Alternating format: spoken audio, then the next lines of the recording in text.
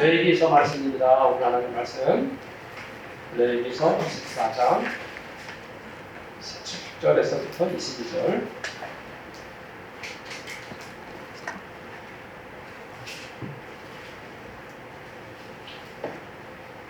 레위기서 24장 17절부터 22절까지 저와 성도님들이 한 절씩 교독하고 22절 다 함께 읽겠습니다. 제가 먼저 읽습니다. 사람을 쳐 죽인 자는 반드시 죽일 것이요 사람이 만일 그의 이웃에게 상해를 입혔으면 그가 행한 대로 그에게 행할 것이니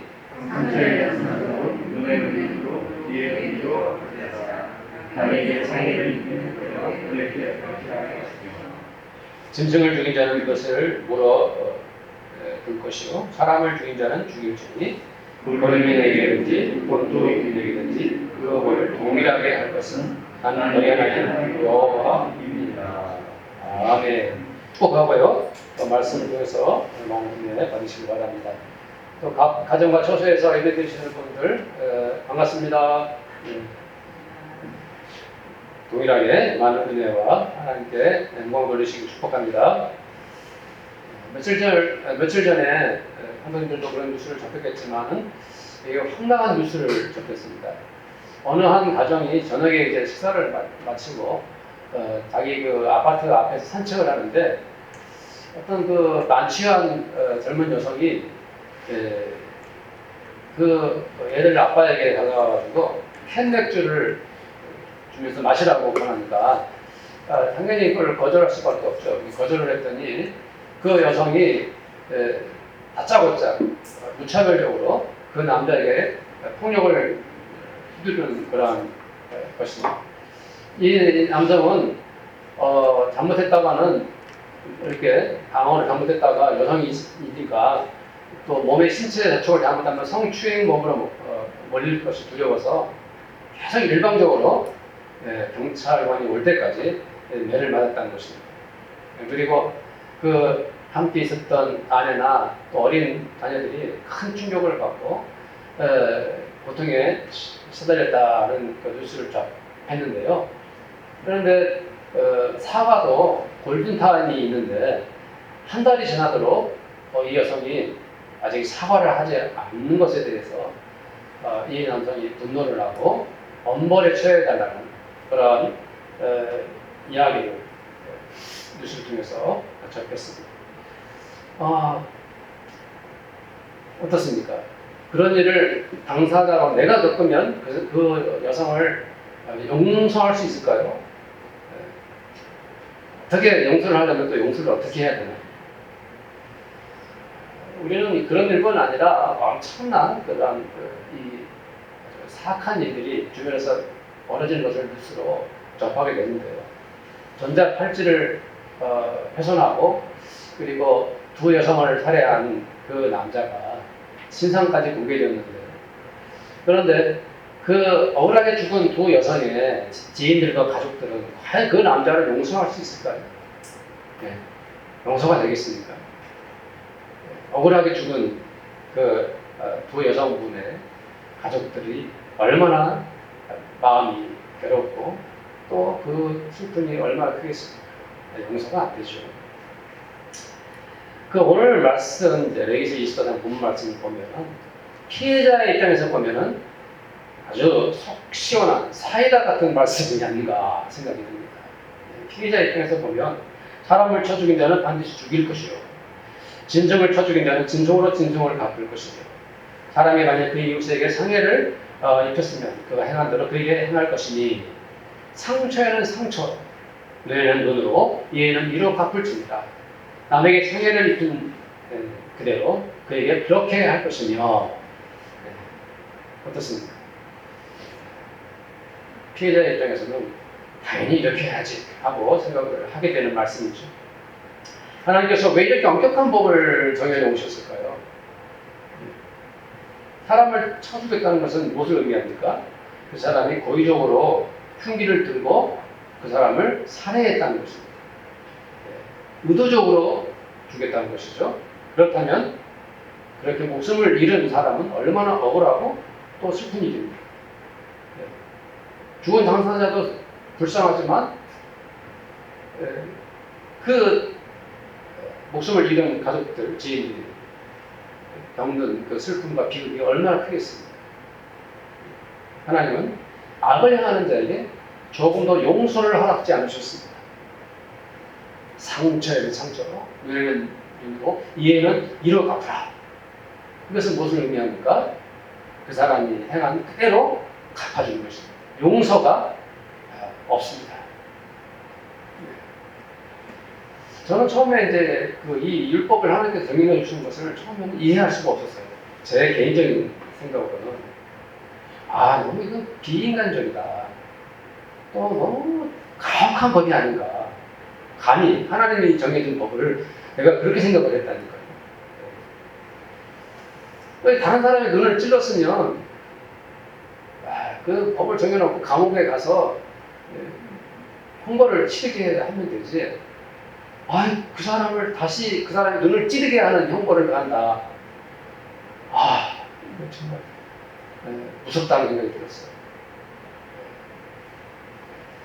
사실 피해자 입장에서 보면은 나를 눈을 찌른 사람이 눈을 찔러서 내가 눈을 잃어버렸다 이 말이죠. 그런데 사실은 준비 없이 얼떨결에 당해서 고통을 겪게 되지만 이제 그 사람의 눈을 찌른 사람은 형벌을 받아야 됩니다. 네. 기다려야겠죠. 즉결 처분은 아닐 것 같은데. 그러면 이제 얼마나 두렵겠어요. 나도 이제 내 눈이 찔려야 되는구나 생각하니까 기다리면서 얼마나 무섭고 끔찍하겠구나 생각을 해봤어요. 네. 정말 두렵겠죠. 그럼에도 불구하고 하나님은 왜 이런 법을 정해놓고서 실제로 그 법대로 집행하도록 엄하게 명령을 내렸을까요? 하나님은 이 법을 피해자의 입장에서 정해놓은 것입니다. 가해자는 의도적으로 일부러 그 사람에게 폭력을 행사한 건 아닙니까? 그렇죠? 가해자는 아주 악하고 잔인한 자입니다. 하나님은 이런 자를 용납하지 않으십니다. 하나님은 그렇게 고통을 준 그 사람 자신도 똑같이 동일하게 고통을 당하도록 법을 정해놓으셨습니다. 자기에게 억울한 상처를 입은 그 사람처럼 너도 동일하게 아픔을 겪어야 된다. 네가 고통을 줬으니까 너도 동일하게 당해봐라. 이것이 공평한 것이 아니냐. 하나님이 정해놓으신 피해자의 입장에서 이 법이 있으니까 이스라엘 사람들은 어떻게 생각하겠어요? 그럼 내가 반드시 잡아서 돌려쳐 죽여야겠다라고 생각을 하고 있고 기회만 닿으면 눈을 확 찔러서 죽여버리고 이놈의 새끼를 왜 하고 이렇게 큰 마음을 품고 준비를 하고 있다가도 고민할 수밖에 없죠. 이거 나도 동일하게 이제 율법대로 그런 형벌을 당하게 될 텐데 하고 망설이고 고민하고 생각하게 되는 거죠. 그래서 이 법은 또 다른 의미로는 뭐냐면은 범죄 예방의 차원에서 정의로운 하나님의 법이라 할 수가 있습니다. 이렇게 법을 정해놓았음에도 불구하고 누군가의 눈을 찌른다든지 이빨을 부러뜨린다든지 사람을 죽인다든지 하면 이제 그 사람은 그에 대한 형벌을 받아야 되는 것이죠. 네. 그렇죠. 그래서 이 법은 나중에 제가 처음에는 이 법이 너무 가혹하고 잔인하다 이런 생각이 들었지만 이 법이 너무나 공평하고 정당하다는 생각이 들었어요. 옳은 법이다. 이래야 되지. 이런 생각이 전 사실 들었어요. 공평하고 정당한 결과를 이루는 법이라는 생각이 들었어요. 근데 이 율법이 또 다른 의미가 성도님들이 있습니다. 이렇게 엄격하게 법을 하나님께서 정해놓으심으로 해서 이스라엘 사람들로 하여금 책임을 지게 했습니다. 생각해 보십시오. 남에게 고통을 주고서도 책임을 지지 않는다. 이거 굉장히 불공평하고 사악한 일이죠. 네. 자기의 행동에 대해서 책임을 지지 않는다. 왜 하나님 용납하지 않으시는 거예요. 그래서 이 율법은 또 어떤 의미가 있습니까? 너의 행동에 대해서 너 스스로 책임을 져라. 그 대가는 네 스스로 감당해야 된다 하는 의미에서 책임의 법이라고 할 수가 있는 것이죠. 그런데 이 말씀의 법이, 이 율법이, 하나님의 법이 그러면 용서와 관용은 없는 건가요? 하는 질문을 하게 되죠. 하나님 이 법에는 그럼 용서와 관용은 전혀 없네요 하는 생각을 우리가 하게 되죠. 마태복음 5장에서 예수님께서 이 하나님 전해주신 이 법을, 율법을 뒤집어 놓으시는 말씀을 하시지 않았습니까? 마태복음 5장 38절부터 41절 말씀에 또 눈은 눈으로 이는 이로 갚으라 하였다는 걸 너희가 들었으나 나는 너에게 이르노니 악한 자를 대적하지 말라. 누구든지 네 오른뺨을 치거든 왼편도 돌려대며 또 너를 고발하여 속옷을 가지고자 하는 자에게 겉옷까지도 가지게 하며 또 누구든지 너로 억지로 오리를 가게 하거든 그 사람과 심리를 동행하고 이런 말씀을 해놓았어요. 자, 레위기서 24장 말씀과 이 말씀을 비교해 보면은 이 말씀에서 예수님 하신 말씀 속에서 그러면 죄를 짓는 사람이 당해야 할 형벌은 어디에 가버렸는가 하는 질문을 하게 되죠. 그렇죠. 네. 죄를 지은 사람에게 어떤 벌을 가하는 것은 없고 오직 여기에 용서만이 있죠. 네. 악한 자라면 당연히 그 악한 행동에 대한 대가를 치러야 하지 않습니까? 그렇죠. 당연히 그래야 합니다. 누군가가 내 뺨을 친다면 그건 진짜 모욕적인 것입니다. 내가 이 뺨을 맞았다는 것보다도 수치심 때문에 나는 못 견딜 것 같고요. 그 부끄러움 때문에 분노가 나의 모든 영혼을 파괴할 것 같아요. 어렸을 때 학교에서 선생님한테 뺨 맞은 이후로는 뺨을 맞아본 적이 없어가지고요. 누군가의 남의 뺨을 친다는 것은 매우 무자비한 행동이고요. 그리고 잔혹한 행동입니다. 네. 그 사람의 온 몸과 마음을 파괴하는 그런 아주 사악한 짓이죠. 그런데 주님께서는 오히려 다른 뺨까지도 돌려대라고 말씀을 하셨어요. 그 말씀의 의미는 알겠지만 이해는 안 갑니다. 네. 그리고 이 말씀은 너무 비현실적이지 않습니까? 현실적으로 우리 성도님들이 누군가에게 뺨을 아주 그냥 맞았다. 그 뺨을 맞는 순간에 성도님들이 주님 말씀하셨으니까 이 뺨도 돌려야겠다 하고 생각하실 분이 누가 계시겠습니까? 내 얼굴 표정과 눈빛과 내 감정과 내 온몸의 분노와 치욕스러움이 그대로 드러나가지고 내가 과연 나에게 뺨을 친 사람 용서할 수 있을까요? 한번 잠깐만 생각해 보십시오. 정말 나의 뺨을 친 사람을 내 마음으로 품을 수 있겠습니까? 네. 저는 솔직한 말씀으로 누군가가 나에게 뺨을 친다면 그 사람과 모든 관계를 끊고 살고 싶어요. 그럴 것 같아요. 내가 무엇이 부족해서 꼭 그 사람하고 인간관계를 맺고 살아야 돼요. 이런 생각이 들 것 같고요. 용서는커녕 이제 네가 나랑 관계는 끝났다. 그렇게 살 것 같아요. 그만큼 뺨 맞는 것은 매우 충격적이고 고통스러운 것입니다.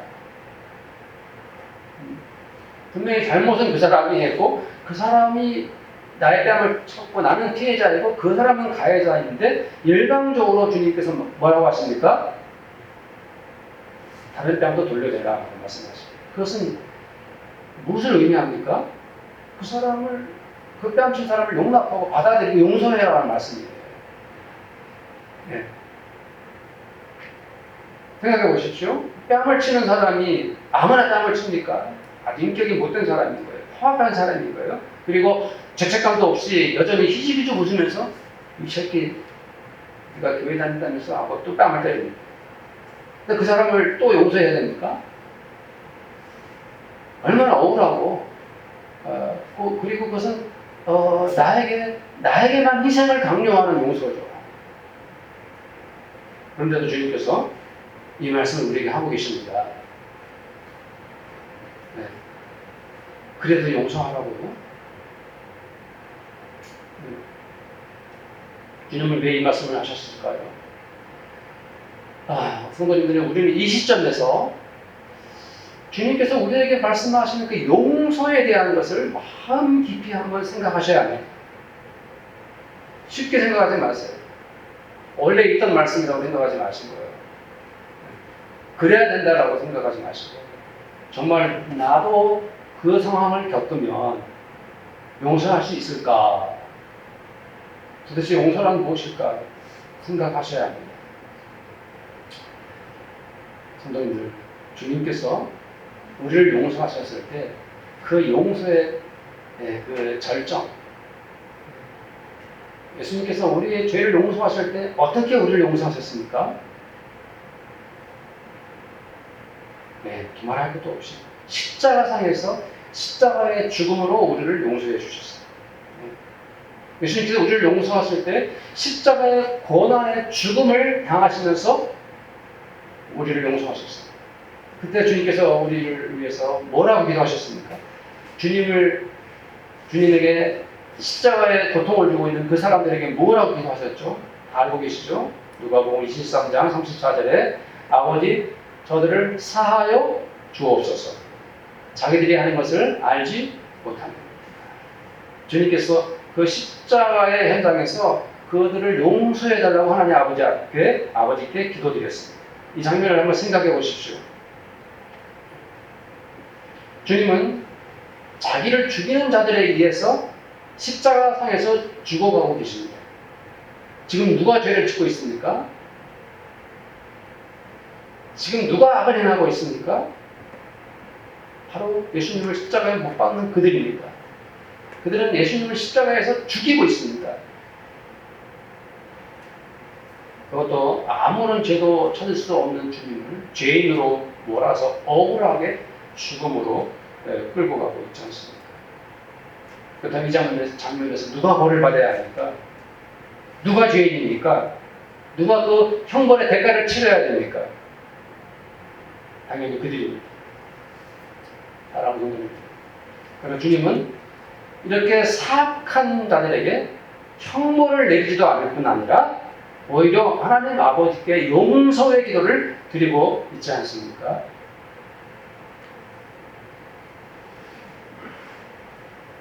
주님은 자기 자신에게 악을 행한 자들에게 용서하고 계십니다. 그 용서도 보통 용서가 아닙니다. 자신이 죽음으로 희생하면서 용서하고 계십니다. 우리는 이 장면에서 예수님께서 악한 자들을 용서하는 그 방법에 충격을 받습니다. 정작 마땅히 하나님의 법대로, 하나님의 원칙대로, 하나님의 율법대로 예수님을 죽이는 자들이 바로 그들이 죽음을 겪어야 되는데 주님은 역설적으로 그들을 용서하십니다. 자기가 죽음으로 희생하며 그들을 용서하고 계십니다.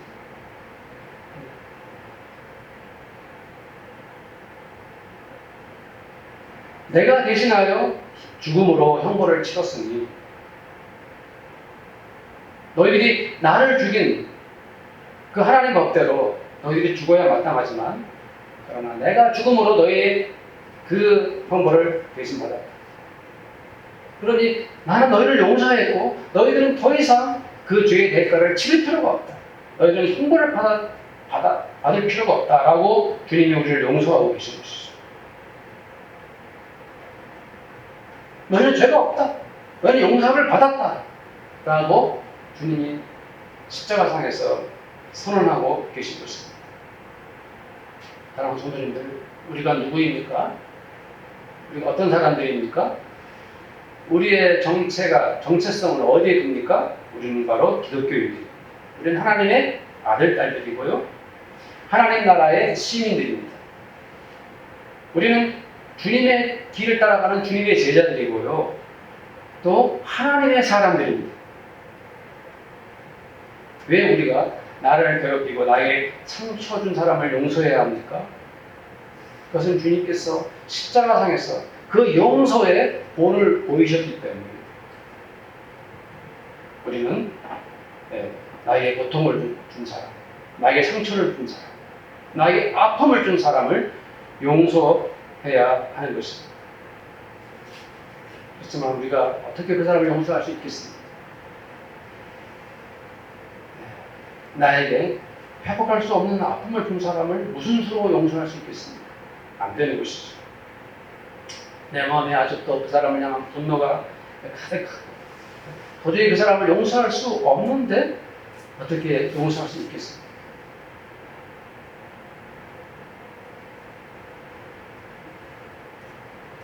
그렇습니다. 맞습니다. 우리는 누군가를 용서할 수 없습니다. 저는 솔직히 말씀드립니다. 나는 지금도 나에게 누군가 뺨을 친다면, 때린다면 그 사람을 용서할 수 없을 것 같습니다. 용서가 안 되고요. 또 용서가 불가능하다는 생각을 듭니다. 그것이 무엇입니까? 우리 인간의 연약함이에요. 우리 인간의 한계예요.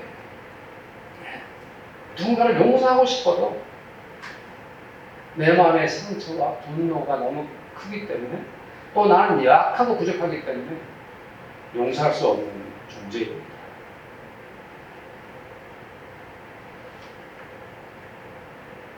그러기에 우리는 내 힘이 아니라 주님의 은혜로 용서의 길을 가는 것입니다. 용서의 길은 자기를 희생하며 가는 거예요. 자기를 죽이며 가는 거예요. 누군가를, 그 사람을 용서하는 과정에 내가 희생하고 나를 죽이는 그런 과정을 겪어야 하는 거예요.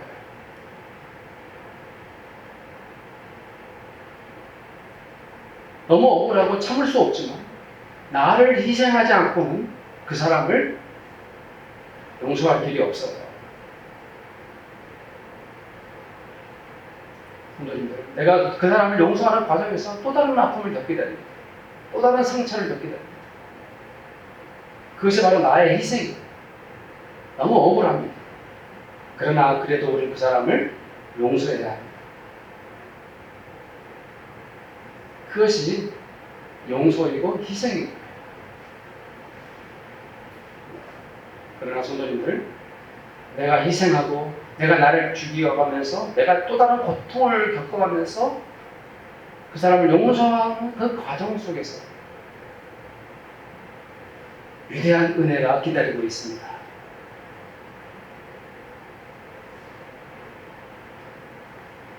주님이 십자가상에서 피 흘려 돌아가시면서 하나님 아버지께 기도하셨습니다. 저들의 죄를 용서하겠다. 저들이 하는 일 저들이 모릅니다라고 기도하신 주님이 십자가에 죽으신 후 그것으로 끝난 것이 아니지 않습니까? 주님은 생명의 주님으로 부활하셨습니다.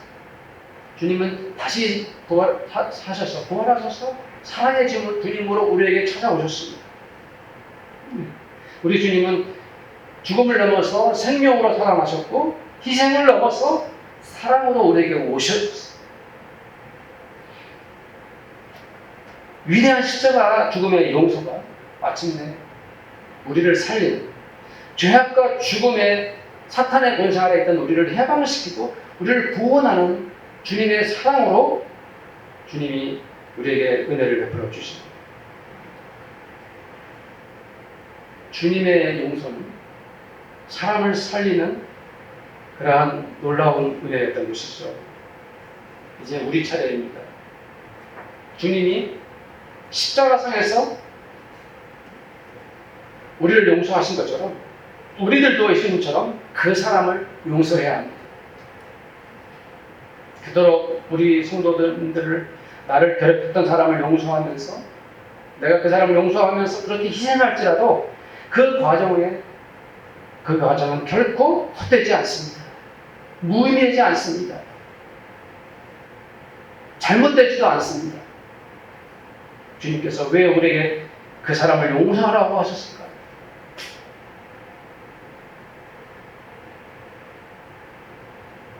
그 결과가 주님이 원하시는 결과가 기다리고 있기 때문에 그렇습니다.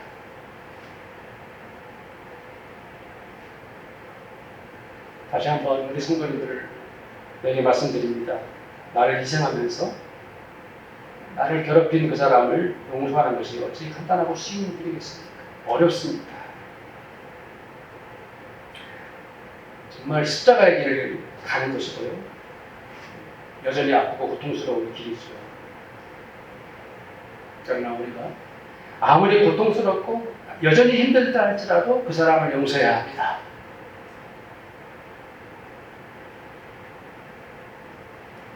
그 사람을 예수님의 은혜로 용서해야 합니다.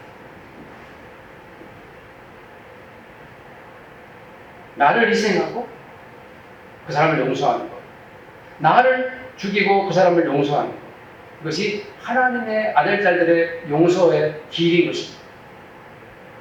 그 사람에게 모든 책임이 있고 그 사람이 다 잘못을 했다 할지라도 우리는 그 사람을 용서해야만 합니다. 왜 그렇습니까? 내가 그 사람을 용서하는 것이고 나를 살리는 것이며 그 사람을 살리는 길이기 때문입니다. 무엇보다도 그 희생적 용서, 성도님들이 희생하고 고통을 겪음에도 불구하고 마음이 아픔에도 불구하고 성도님들이 용서의 그 길에 접어들어서 용서를 주님의 이름으로 시작하셨다면 성도님들을 가장 먼저 주님이 회복시켜 주실 것입니다.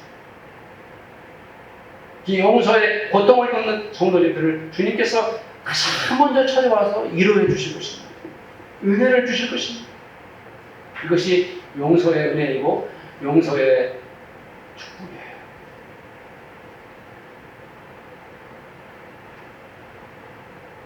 내가 그 사람을 용서하는 과정 속에서 용서할 수 없고 마음의 분노와 억울함과 상처가 가득할 때 주님 난 못합니다 라고 주님 앞에 무릎 꿇고 좀 이 사람을 용서할 수 없겠네요 라고 다시 고백할 때 그것이 바로 주님의 은혜를 기다리는 순간인 것입니다. 주님이 찾아오십니다. 내가 네 마음 압니다. 네가 얼마나 힘들고 고통스러우면 용서할 수 없다고 말하겠냐 라고 주님께서 우리를 토닥여 주시고 우리를 위로해 주실 때 우리에게 어떤 마음을 주십니까? 주님께서 나를 참 용서해 주셨습니다. 억만 가지 죄악을 가지고 사탄과 죄악과 죽음의 상황에 늪에서 도저히 살아날 수 없는 사악한 죄, 너무 많은 죄 때문에 용서받을 수 없었던 나를 주님이 찾아와셔서 나를 용서해 주시고 나를 구원해 주시고 주님의 그 용서와 그 사랑과 은혜를 경험하게 됩니다. 누군가를 그 사람을 용서하는 과정 속에서 주님의 놀라운 은혜와 용서를 경험하게 됩니다.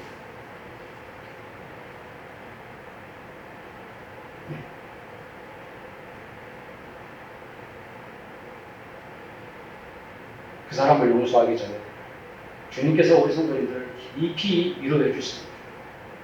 다시 품어주시고 다시 감싸주시고 다시 격려해 주시면서 성도님들의 아픈 마음을 싸매어 주시고 그 슬픈 마음에 한량없는 위로와 사랑을 베풀어 주십니다. 그 은혜로 내 마음이 충만해질 때 이제 비로소 그 사람을 용서할 수 있는 힘이 생기고 주님의 은혜로 주님의 사랑으로 서서히 그 사람을 용서할 수 있는 자리로 나아가게 되는 것입니다. 우리는 그 사람을 용서하면서 성도님들은 많은 눈물을 흘리게 될 것입니다. 억울한 눈물, 아픔의 눈물, 기도의 눈물, 상처받은 눈물, 때로는 주님의 주시는 그 놀라운 위로의 눈물, 그 모든 눈물도 주님께 주신 선물입니다. 은혜입니다. 용서는 희생이 따르고 용서는 그 모든 아픔이 따릅니다. 그러나 그 용서의 과정 속에 주님의 위로와 평안이 함께한다는 것을 미치기를 축복합니다. 그리고 마침내 그 사람도, 나의 고통을 주는 그 사람도 언젠가는 주님 앞에 돌아와 용서를 빌고 성도님에게 나와서 무릎을 꿇고 용서를 빌 것입니다. 용서의 은혜는 놀라운 회복과 놀라운 은혜와 놀라운 복이 기다리고 있는 것입니다. 에베소서 4장 32절에 바울이 이렇게 말씀했습니다. 서로 친절하게 하며 불쌍히 여기며 서로 용서하기를 하나님이 그리스도 안에서 너희를 용서하신과 같이 하라. 이 말씀에 은혜를 받으시기를 축복합니다. 우리 한번 기도하기를 원합니다. 아버지, 아직 저는 용서할 수 없는 사람이고 내가 그 사람을 용서할 수 없는 연약한 가운데 처해 있지만 주님, 그 사람을 용서할 수 있게 하소서. 그 사람을 용서할 수 있는 은혜를 저에게 부어주시고 성령님, 그 사람을 용서할 수 있는 용기와 힘을 저에게 부어주시고 주님, 그 은혜를 우리에게 베풀어 주시라고 이렇게 기도하겠습니다. 주님, 용서할 수 없는 그 사람을 용서하는 과정이 너무 힘들고 어렵습니다. 여전히 마음이 아프고 내 마음에 분노가 아직 가라앉지 않았습니다. 그러나 주님, 용서하라고 말씀하십니다. 십자가상에서 자기를 못 박는 자들을 향해서 용서하신 주님, 우리에게 용서하라고 하십니다. 용서할 수 없는 그 사람, 용서할 수 있도록 은혜를 저에게 베풀어 주시고 우리 성도님들에게 베풀어 주시옵소서. 성령님 찾아오셔서 내가 희생하고 내가 고통을 겪으며 그 사람을 용서하는 과정 속에 주님, 저를 위로해 주시옵소서. 주님, 용서의 은혜를 부어 주옵소서. 할 수 없는 용서를 할 수 있는 그 용서의 은혜를 부어 주시옵소서. 불가능한 용서를 아버지는 용서할 수 있는 자리로 나갈 수 있도록 주여 은혜를 베풀어 주시옵소서. 감사드리옵고 우리 주 예수님의 이름으로 기도드리옵나이다.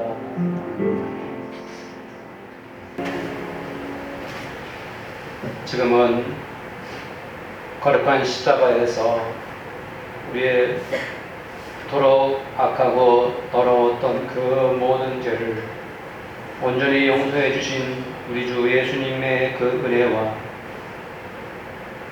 한 분밖에 안 계신 아들을 조금도 아끼지 아니하시고 이 땅에 보내어 주신 하나님 아버지의 그 사랑을 아십니다. 우리에게 그 사랑을 용서할 수 있는 용기와 은혜를 부어주시는 성령님의 교제하심, 이 자리에 함께한 우리 모든 성도들과 우리 성도들의 가정마다 그들이 땀 흘려 믿음으로 최선을 다하여 일하는 일터와 그리고 우리 교회 위에 지금부터 영원토록 함께 있을지어다.